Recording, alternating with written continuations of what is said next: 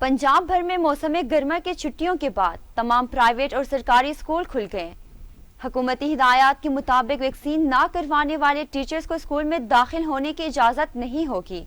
तमाम असातिज़ा और तुलबा पर कोरोना SOPs पर अमल करना ज़रूरी है। तालीमी इदारों से मुतल्लिका एशिया फ़रोख्त करने वाले ताजिर के चेहरों पर रौनकें दिखाई दे रही हैं। मज़ीद जानते हैं इस रिपोर्ट में।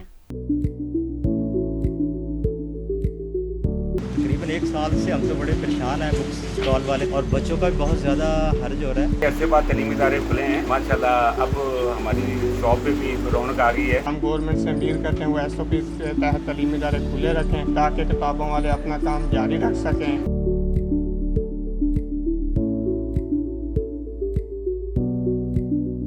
डेढ़ माह मौसम गर्मा की तअतीलात के बाद पंजाब भर में आज से सरकारी और प्राइवेट तालीमी इदारे मुकम्मल तौर पर खुल गए हैं। तमाम असातिज़ा और तलबा स्कूलों में कोरोना SOPs पर मुकम्मल अमल करने के पाबंद होंगे। जिन टीचर्स ने अभी तक वैक्सीनेशन नहीं करवाई उनको तालीमी इदारों में दाखिल होने की इजाज़त नहीं होगी, जबकि स्कूलों में तलबा 50% हाज़िरी के साथ आएंगे। तालीमी इदारे खुलने से बुक स्टॉल्स और तालीमी इदारों से मुतल्लिका एशिया फ़रोख्त करने वाले ताजिरों के चेहरों पर भी खुशी के असरात दिखाई दे रहे हैं।